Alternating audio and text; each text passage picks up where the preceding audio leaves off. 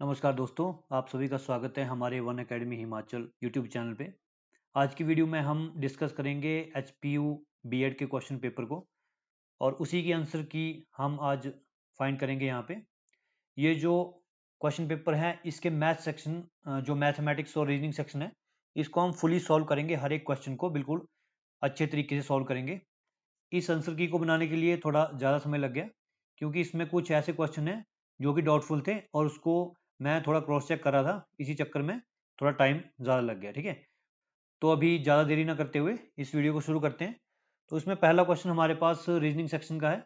ठीक है, इसमें क्वेश्चन नंबर 71 है। If cat is coded at as PATC, जो is coded at POYJ, similarly the word wing will be coded as. ठीक है, तो इसमें देखो P तो सब में कॉमन ही आ रहा है। ठीक है, क्योंकि जैसे कैट है ना, तो कैट ये लेटर 3 है, लेकिन P तो अलग से और आंसर में भी P दिया हुआ, तो P को हम कंसीडर नहीं करेंगे इसमें। ठीक है, अब ये देखो यहाँ पे CAT है तो C लास्ट में है और AT बाद में है।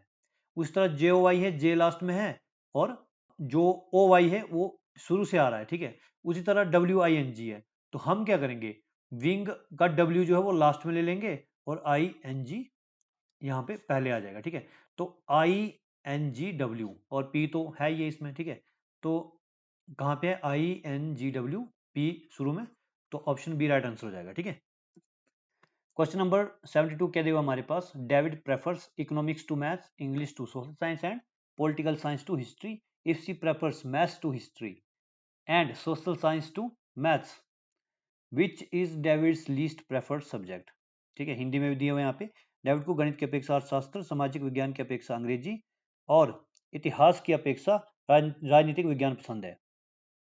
ठीक है, यदि वह इतिहास की अपेक्षा गणित और गणित की अपेक्षा सामाजिक विज्ञान को प्राथमिकता देती है तो डेविड का सबसे कम पसंदीदा विषय कौन सा होगा। तो यहाँ पे प्राथमिकता हम देखते हैं किस चीज को ज्यादा मिल रही है। यहाँ पे इतिहास की अपेक्षा राजनीतिक विज्ञान को ज्यादा प्राथमिकता मिल रही है। ठीक है, तो यहाँ पे पॉलिटिकल साइंस जो है उसको हिस्ट्री से ज्यादा प्राथमिकता मिल रही है।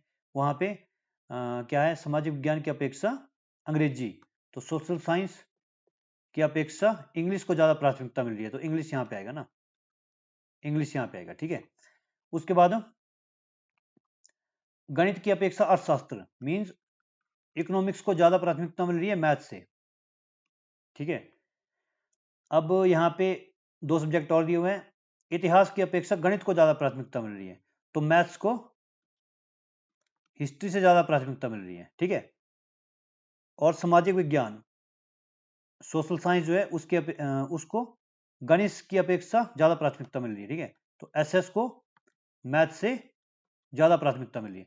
तो यहाँ पे देखो भाई, सबसे ज्यादा प्राथमिकता किसको मिल रही है, पॉलिटिकल साइंस है, हिस्ट्री से ज्यादा मिल रही है इसको। और हिस्ट्री कहाँ है, ये हिस्ट्री है। ठीक है, तो हिस्ट्री से ज्यादा पॉलिटिकल साइंस को भी मैथ को भी, तो हिस्ट्री तो यहाँ पे मुझे लगता है सबसे कम आ जाएगा, हिस्ट्री। उसके बाद देखो क्या है, उसके बाद मैथ्स है, मैथ्स आ रहा है ना, मैथ्स के बाद ये इकोनॉमिक्स यहाँ पे। ठीक है, इकोनॉमिक्स के बाद यहाँ पे क्या है, इकोनॉमिक्स के बाद क्या है, देखो यहाँ पे सोशल साइंस भी लिख सकते हैं और पॉलिटिकल साइंस भी लिखते हैं। यहाँ पे देखना पड़ेगा, इंग्लिश और सोशल साइंस भी है।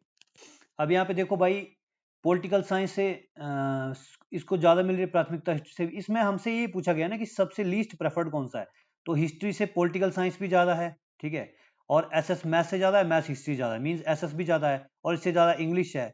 तो क्या बचा हमारे पास, यहाँ पे हिस्ट्री ही बचा ना, हिस्ट्री बचा हमारे पास जिसको सबसे कम प्राथमिकता मिल रही है। ठीक है, तो यहाँ पे क्या आ जाएगा, हिस्ट्री। कहाँ पे, ऑप्शन ए यहाँ पे हिस्ट्री दिया हुआ है। ठीक है, अगला क्वेश्चन देखते हैं।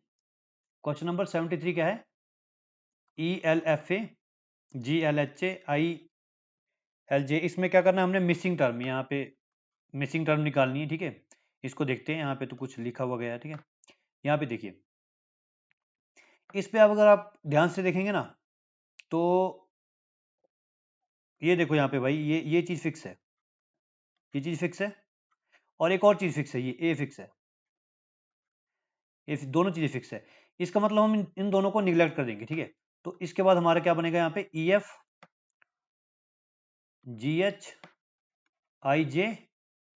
EFGHIJ KL बनेगा यहाँ पे। ठीक है, KL और यहाँ पे MN आ जाएगा, ठीक है। तो KL कहाँ पे है? फर्स्ट पे K होना चाहिए और थर्ड पे L होना चाहिए, ठीक है। KL, फोर्थ नंबर पे ऑप्शन डी राइट आंसर हो जाएगा, ठीक है। तो चलिए अगला क्वेश्चन देखते हैं। क्वेश्चन नंबर 74 काफी इजी है। शू ऑलवेज हैज, तो एक जूते के पास हमेशा क्या होता है? लेसिस। लेसिस तो नहीं होते हैं, ठीक है, क्योंकि लेसिस किसी जूते में होते हैं, किसी में नहीं होते हैं। अब कुछ जूते लेदर के होते हैं, कुछ किसी और चीज के होते हैं, ठीक है। स्ट्रैप्स भी नहीं होगा। और सोल्स, सोल्स देखिए, अब तलवे तो हमेशा ही होते हैं ना, बिना तलवों का जूता क्या होगा फिर उसमें, है ना। तो तलवे तो होते हैं जूते के पास हमेशा, तो ऑप्शन डी राइट आंसर हो जाएगा। क्वेश्चन नंबर 75 क्या है हमारे पास यहाँ पे? The day before yesterday was Saturday. The day before yesterday means today है, ठीक है। बिफोर यस्टरडे, ये यस्टरडे, इसके पिछले एक और दिन क्या था? इसका पिछले एक और दिन सैटरडे, सैटरडे, ठीक है।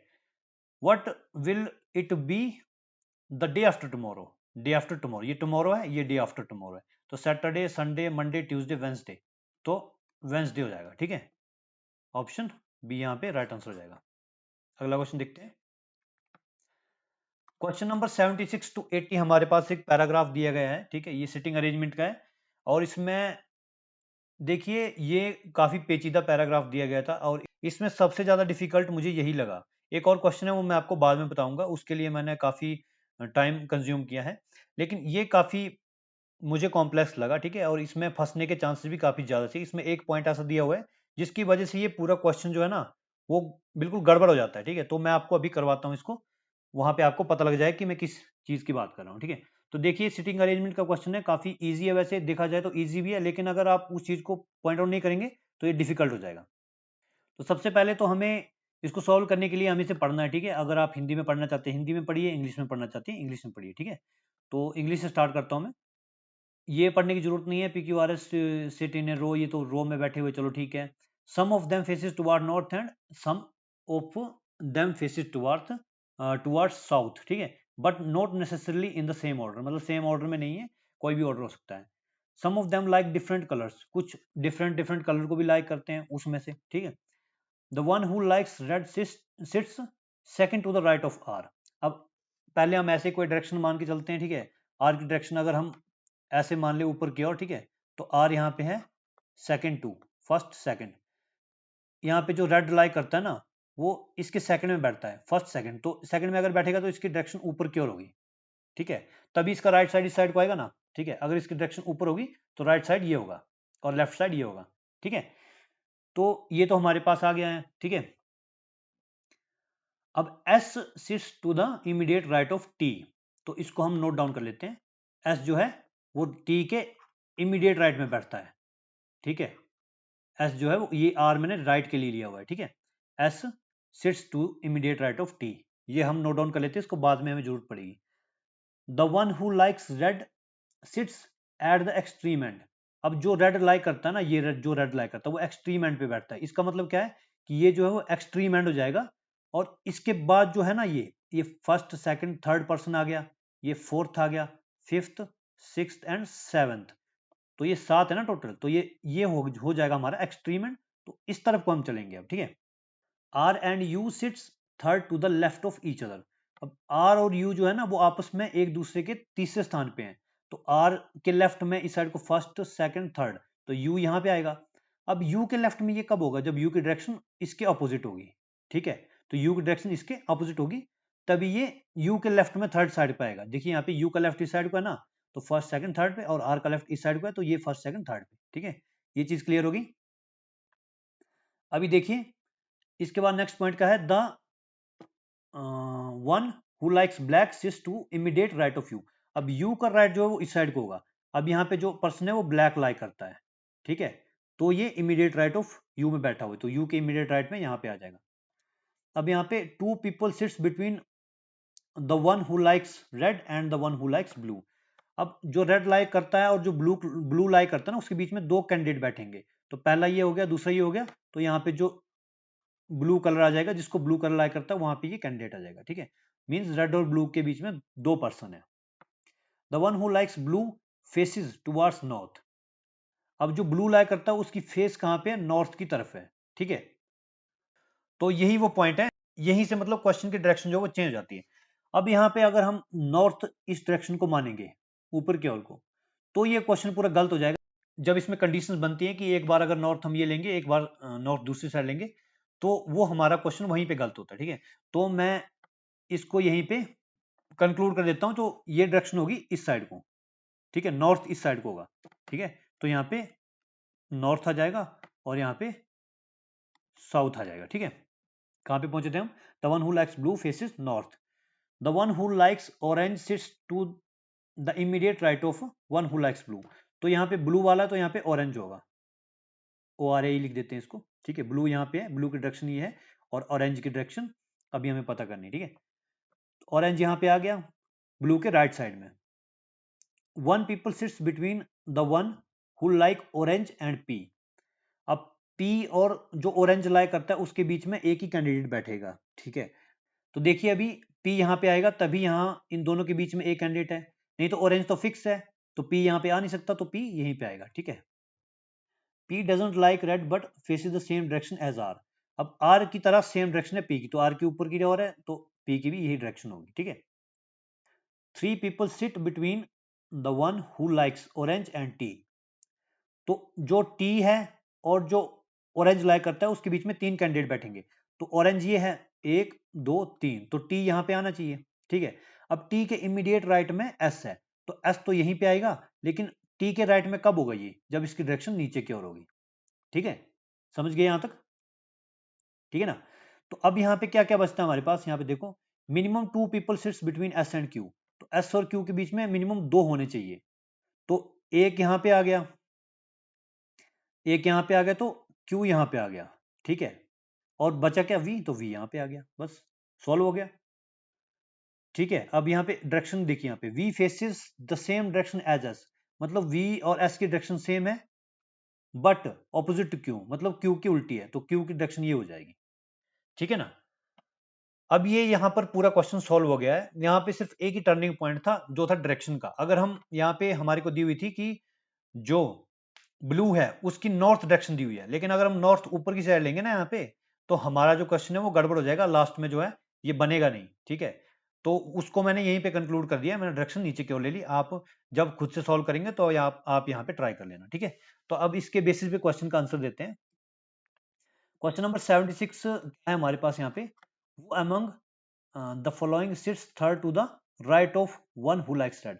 तो रेड के राइट में थर्ड पे कौन है? तो रेड यहाँ पे हमारे पास है ना, इसके राइट में थर्ड पे कौन है? फर्स्ट सेकंड थर्ड, तो वी है ना, तो हमारे पास यहाँ पे वी ऑप्शन बी पे है, तो ऑप्शन बी राइट आंसर हो जाएगा। ठीक है, तो अगला क्वेश्चन देखते हैं। क्वेश्चन नंबर 77 यहाँ पे दिया हुआ है, how many people sits between S and one who likes black. तो एस और जो ब्लैक पसंद करता है उसके बीच में कितने बैठे हुए हैं?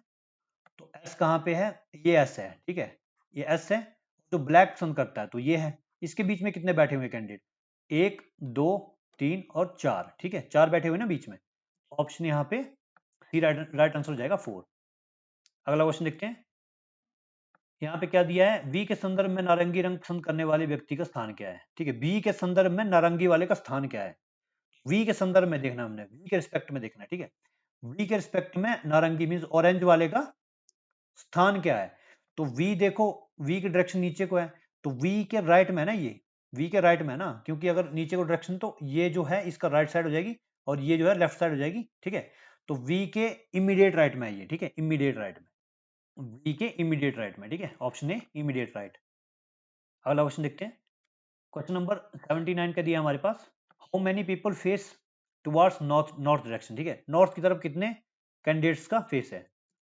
नॉर्थ हमने नीचे की ओर लिया है, तो देखिए यहाँ पे एक डायरेक्शन आगे नीचे की ओर, दो, यहाँ पे तीन और यहाँ पे चार, तो चार कैंडिडेट्स का फेस जो है वो नॉर्थ की तरफ दिया हुआ है, यहाँ पे ऑप्शन डी आ जाएगा 4। अगला क्वेश्चन देखते हैं। क्वेश्चन नंबर 80 है, which among the following pair is incorrect. Incorrect कौन सा है? T red, R orange, V blue and P black. ठीक है, यहाँ पे देखो टी के साथ रेड है, आर के साथ ऑरेंज नहीं है। ठीक है, आर के साथ ऑरेंज है, पी के साथ ब्लैक है और वी के साथ ब्लू है, सारे ठीक है, सिर्फ जो आर ऑरेंज वाला है ये गलत है, क्यू के साथ ऑरेंज है। ठीक है, तो यहाँ पे है आर ऑरेंज, ऑप्शन बी ये गलत हो जाएगा। ठीक है, ऑप्शन बी गलत हो जाएगा। ठीक है, क्वेश्चन नंबर 81 देखते हैं अभी। क्वेश्चन नंबर 81 क्या है, डी ई एफ, यहाँ पे डी ई एफ 2 दिया हुआ है, अब यहाँ पे F2 और E2 दिया हुआ है, इसका मतलब लास्ट में क्या आएगा, इसके अगले में D2 आ जाएगा, यहाँ पे D2 E2 F2, ठीक है। और यहाँ पे सारा कुछ है ना, यहाँ पे F3 कर दिया, उसी तरह यहाँ पे E3 और F3 आ जाएगा, उसी तरह यहाँ पे D3 E3 F3 आ जाएगा, ठीक है। तो यहाँ पे ऑप्शन जो है ये डी राइट आंसर हो जाएगा, D2 E2 F2। अगला क्वेश्चन देखते हैं। क्वेश्चन नंबर 82 क्या दिया हमारे पास, arrange the following in a meaningful sequence, ठीक है। तो यहाँ पे देखो भाई, एक बात मैं आपको बता देता हूँ, यहाँ पे ध्यान से देखना, ठीक है। अब जो हिंदी मीडियम के स्टूडेंट्स हैं उसमें यहाँ पे गलती दी हुई, देखो ए का मतलब पत्र होता है, ये पत्र नहीं होना चाहिए था, ठीक है। ये होना चाहिए था वर्ण, वर्ण होता है ना हिंदी में, वर्ण, वर्ण से मिलकर शब्द बनते हैं, ठीक है। तो वर्ण शब्द वाक्य, सॉरी वर्ण शब्द मुहावरा, उसके बाद वाक्य, ठीक है। तो ये पत्र नहीं होना था, यहाँ पे पत्र जो है ये गलत हो गया, जब इसको ट्रांसलेट किया गया ना इंग्लिश में, तो यहाँ पे लेटर जो दूसरा पत्र होता है ना वो अलग है, लेकिन यहाँ पे लेटर का मीनिंग यहाँ पे वर्ण दिया हुआ, हिंदी में वर्ण होना चाहिए था, ठीक है। तो यहाँ पे देखो भाई, सबसे पहले वर्ण होता है, वर्ण से, वर्ण के बाद क्या बनता है, शब्द बनता है, उसके बाद शब्द से मिलकर क्या बनता है, मुहावरा, ठीक है, और उसके बाद वाक्य बनता है, ठीक है। तो ये जो है वो परफेक्ट सीक्वेंस है, तो ऑप्शन डी जो है हमारे पास राइट आंसर हो जाएगा, वर्ण शब्द मुहावरा, मुहावरे के बाद वाक्य बनते हैं कंप्लीट, ठीक है। तो ऑप्शन डी राइट आंसर है। अगला क्वेश्चन देखते हैं। क्वेश्चन नंबर 83 यहाँ पे क्या दिया हुआ है, in the following question various term of an alphabet series are given, अच्छा ठीक है। तो ये हमने देखना है, यहाँ पे मिसिंग टर्म निकालनी है, ए बी, उसके बाद सी मिसिंग है, A B C D E F G H I J K L M N, तो एम एन आएगा ना, तो एम एन यहाँ पे हो जाएगा। ये तो काफी इजी था, ठीक है, कुछ क्वेश्चन इजी भी आ जाते हैं कई बार। तो अगला क्वेश्चन देखते हैं। क्वेश्चन नंबर 84 क्या है हमारे पास, यहाँ पे read the following information to answer the given question. तो इसमें डायरेक्शन का क्वेश्चन नहीं है, डायरेक्शन एंड डिस्टेंस का, तो इस पे पहले, सबसे पहले डायरेक्शन बना लो, ठीक है, ईस्ट वेस्ट साउथ और ये नॉर्थ, ठीक है। तो देखो भाई, राम वॉक्स 10 मीटर्स टुवर्ड्स ईस्ट, तो ईस्ट में पहले 10 मीटर चला, उसके बाद टर्न्स लेफ्ट, तो लेफ्ट की साइड को होगा, इस साइड को होगा, लेफ्ट में 12 मीटर चला, 12 चला, ठीक है। उसके बाद again he turns right and walks 18 kilometre, अब यहाँ से राइट लिया उसने, तो राइट यहाँ को होगा ना, ठीक है। जब आप इस साइड मूव करेंगे तो दायां की साइड होगा, इस साइड होगा, ठीक है। तो ये 18 चला, उसके बाद क्या किया उसने, finally he turns to his right, अब उसका राइट क्या होगा, अब इसका मुंह इस साइड है ना, उसका राइट यही होगा, तो 12 आ गया, तो दोबारा से यहीं पे पहुंच गया हूं, है ना। तो ये बोला गया कि how far Ram from the starting point, तो स्टार्टिंग पॉइंट ये था, यहां से चले थे, फाइनल पॉइंट ये है, तो डिस्टेंस कितना ट्रेवल हो टोटल, 10 ये है, 18 ये है, तो टोटल हो जाएगा 28, तो 28 मीटर राइट आंसर हो जाएगा, ऑप्शन ए। अगला क्वेश्चन देखते हैं। क्वेश्चन नंबर 85 क्या दिया है, which word does not belong to the others, tulip rose bird daisy, तो देखो ये तीनों जो हैं वो एक फूल का प्रकार है, और बर्ड जो है ये फूल का प्रकार नहीं है, ठीक है। ये जो फूल से पहले जो बनता है ना, जो फूल खिलने खिलने से पहले का समय होता है, उसको बोलते हैं, ठीक है। क्वेश्चन नंबर 86 क्या है, which word does not belong to the others, ठीक है। तो इसमें भी हमने डिफरेंट वर्ड्स निकालना है, ठीक है। यहाँ पे राई, सरड्रॉ, पंपरनिकल एंड लोफ, ठीक है। तो ये तीन जो है, नीचे के तीन, ये ब्रेड के टाइप है, ये राई जो है ये व्हीट का टाइप है, ठीक है, ये आटे का टाइप है, ऑप्शन ए राइट आंसर हो जाएगा हमारा। क्वेश्चन नंबर 87 क्या दिया हमारे पास, 2 से 3 बजे के बीच किस समय घड़ी की सुइयां 160 डिग्री कोण बनाएंगी, तो इसके लिए भाई देखो, मिनट, पहले तो आवर हैंड को देखते हैं हम, ठीक है। 2 बजे का समय है, तो 2 बजे तक जो है वो आवर हैंड कितना ट्रेवल कर चुका है, ठीक है। तो 1 घंटे के लिए 30 डिग्री चलता है आवर हैंड, और 2 घंटे के लिए 60 डिग्री चला हुआ है ना। और उसके बाद 2 घंटे के बाद 160 डिग्री लेना हमने, ठीक है, क्योंकि उसके और मिनट हैंड के बीच में 160 डिग्री का फर्क होना चाहिए, तो 160 में 60 जोड़ेंगे तो 220 हो जाएगा, 220 हो गया। अब इसको हमने किससे डिवाइड करना है, मिनट से डिवाइड करना है, मिनट हैंड से। तो मिनट हैंड जो है वो एक मिनट में 6 डिग्री ट्रेवल करता है, 6 डिग्री ट्रेवल करता है। 220 डिग्री को हम क्या करते हैं, डिवाइड कर देते हैं, ठीक है। तो इसको डिवाइड करते हैं 6 से, तो 6 3 18, 4 22, 40, 6 6 36, 4 40, और यहाँ पे 6.66 मतलब ये आ जाएगा 37 समथिंग आपका, ठीक है। तो नियरली 40 के अराउंड आएगा ये। तो देखो भाई, अगर इसका एग्जैक्ट आंसर निकालना तो इसमें क्या होता है ना कि जब ये ट्रैवल करता है, ठीक है, तो एग्जैक्ट ये 2 पे नहीं होगा, है ना। जैसे यहाँ पे 2:40 आ रहे हैं, तो मान लो ये 1 है और ये 2 है, तो घड़ी की सुई 2 पे नहीं होगी, बिल्कुल यहाँ पे होगी, ठीक है। और ये 40 40 पे, चलो 40 पे होगी, लेकिन 2 से आगे आई होगी। तो इसके लिए हम ना इसको 5.5 से डिवाइड करते हैं, तभी ये एग्जैक्ट 40 आएगा। तो आंसर क्या आ जाएगा इसका, 2:40, ठीक है। ऑप्शन सी राइट आंसर हो जाएगा।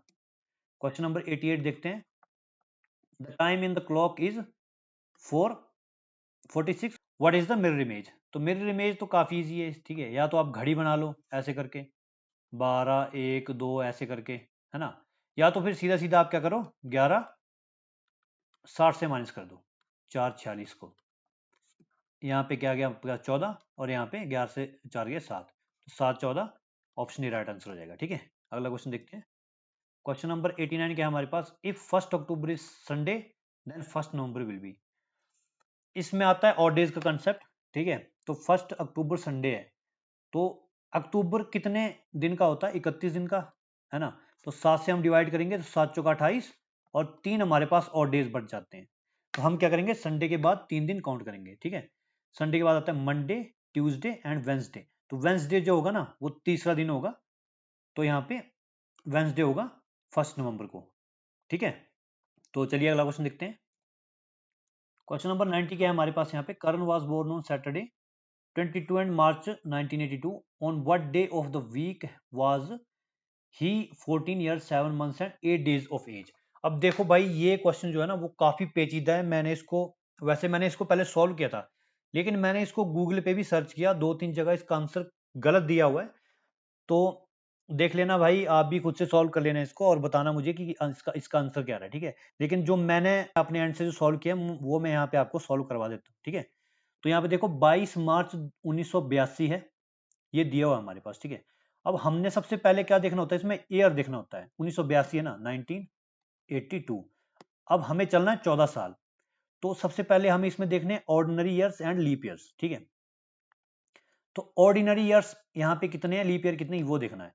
तो सबसे पहले 1982 के बाद 84 आएगा लीप ईयर, उसके बाद 88 आएगा, उसके बाद 92 आएगा, उसके बाद 96 आएगा, तब ये पहुंचेगा ना। अब 96, कुछ लोग बोलेंगे 96 काउंट नहीं होगा। देखो यहाँ पे भाई, 96 क्यों नहीं होगा काउंट, 96 डेज यहाँ पे काउंट हो जाएंगे ना, क्योंकि देखो यहाँ पे जब इसमें 14 ऐड करेंगे तो 1996 बन जाएगा। तो फरवरी में क्या होगा ना, लीप ईयर का एक डेज जुड़ जाएगा, इसमें 29 डेज हो जाएंगे, तो ये लीप ईयर 96 वाला भी इसमें काउंट हो जाएगा, ठीक है। तो यहाँ पे 4 लीप ईयर है, ठीक है। तो 4 लीप ईयर हो गया, मतलब 10 जो है वो ऑर्डिनरी ईयर हो गए।